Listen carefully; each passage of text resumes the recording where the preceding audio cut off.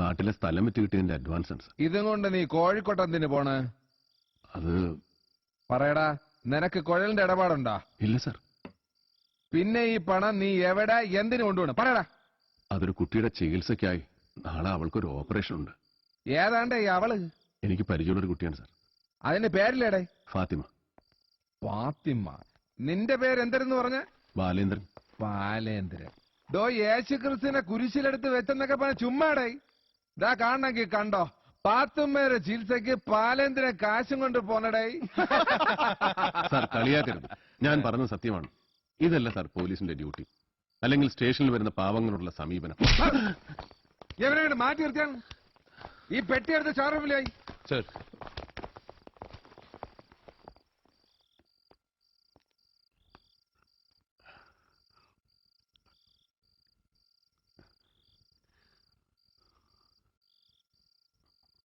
എന്തിനായിരുന്നു സാറേ?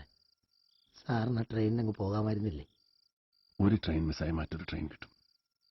നിനക്ക് എന്താ സംഭവിച്ചെന്ന് അറിയാതെ പോവോ ഞാൻ? സാറിന്റെ കയ്യിൽ മൊബൈലുണ്ടോ? എന്റെ മൊബൈൽ ഒരു പിടിച്ചു മേടിച്ചു. എന്തിനാ ഫോൺ? സാറിന്റെ പരിചയത്തിൽ ആരെങ്കിലും ഉണ്ടെങ്കിൽ വിളിക്കും സാറേ. ഇവിടെ നിന്ന് ഇറക്കിക്കൊണ്ടുപോകാൻ പറ വന്നിട്ട്. ഞാൻ ആരെയാ? ശിവദാസനെ വിളിച്ച് പറയാം. അയാൾക്ക് പരിചയമുള്ള ആരെങ്കിലും കാണും.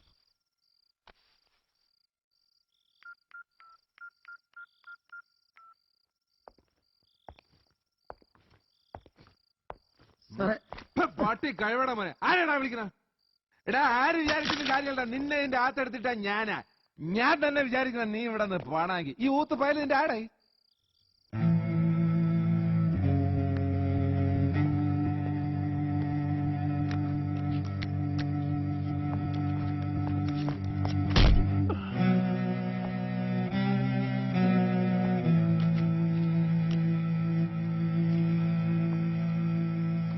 സാറ് ചോദിച്ചില്ലേ ഇവനെന്റെ ആരാണെന്ന്? ഇവനെന്റെ അനിയനാണ് സാർ. നാളത്തെ ഓപ്പറേഷൻ ഞാൻ പണവും കൊണ്ടു ചെല്ലുന്ന കാത്തിരിക്കുന്ന ഫാത്തിമ എന്റെ അനിയത്തിയാണ്. ബാലചന്ദ്രന് ഫാത്തിമ എന്ന അനിയത്തി കുറെ കാലം മുമ്പ് വരെ ഈ നാട്ടിലൊരു അത്ഭുതമായിരുന്നില്ല. 6 വർഷമായി ഞാൻ അവനെ അറിയുന്നത് ബാബു എന്ന പേരിലാണ്. അവന്റെ ജാതി മതമൊക്കെ ഞാൻ ഇന്നാണ് കേൾക്കുന്നത്. ആ പെട്ടിക്കകത്ത് 3 ലക്ഷമല്ല 3 കോടി പകരം തന്നാലും നഷ്ടപ്പെടാൻ വയ്യാത്ത ഒരു കെട്ട് കടലാസുകളുണ്ട്. അതെന്താണെന്നറിയില്ലല്ലോ സാറിന്.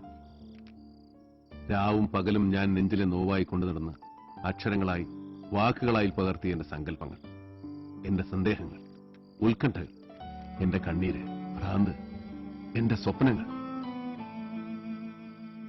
എന്ത് കുറ്റം ചെയ്തിട്ടാണ് അവനെവിടെ തടവിൽ വെച്ചിരിക്കുന്നതെന്ന് അറിയാൻ വേണ്ടി മാത്രം വന്നവനാണ് ഞാൻ. അതിനുള്ള അവകാശം പോലും നിഷേധിക്കാൻ മാത്രം ഈ നാട്ടിൽ എന്താണ് സാർ സംഭവിച്ചത്? ദേഹോപദ്രവം ഏൽപ്പിച്ചതുകൊണ്ടോ ഉലഭ്യം പറഞ്ഞതുകൊണ്ടോ എന്നെ നിശബ്ദനാക്കാൻ നിങ്ങൾക്ക് കഴിയില്ല. ഞാനൊന്നും മോഷ്ടിച്ചിട്ടില്ല, ഞാൻ ആരെ വേദനിപ്പിച്ചിട്ടില്ല, ഞാനൊരു കുറ്റവാളിയല്ല. നന്മയിലും സത്യത്തിലും ഇനിയും വിശ്വാസം നഷ്ടപ്പെട്ടിട്ടില്ലാത്ത ഒരു സാധാരണ മനുഷ്യൻ മാത്രമാണ് സാർ ഞാൻ.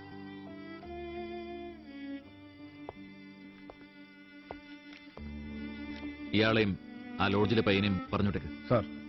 എന്നിട്ട് താൻ മുറിലിട്ടോ.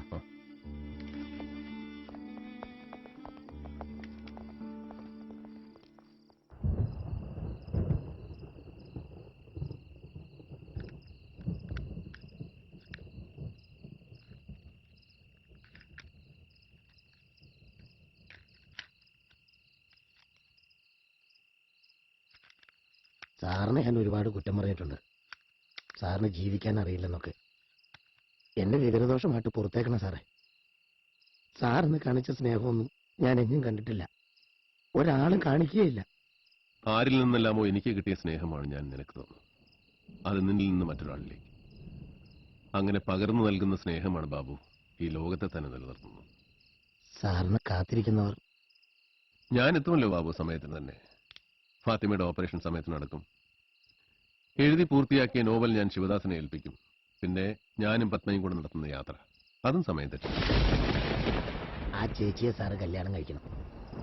എന്നിട്ട് തിരക്കൊഴിയുമ്പോൾ ഇങ്ങോട്ട് വരണം. സാറിന് മുറിയാൻ ആർക്കും കൊടുക്കുകയല്ല. പുസ്തകങ്ങളൊന്നും ചിതറിരിക്കാൻ വിടാതെ നോക്കിക്കൊള്ളാം. ഇത് വർക്ക് ചെയ്യുന്നില്ല സാറേ. അപ്പൊ അല്ല എസ്ഐ. സാരമില്ല, റിപ്പയർ ചെയ്യാലോ. ഓട്ടോ കൊണ്ട് എന്താടാ? 2:30 ബസ് ഫുള്ളാ. 3 രൂപന്റെ പ്രൈവറ്റ്. അതിനെ ടിക്കറ്റ് കിട്ടിയുള്ളൂ.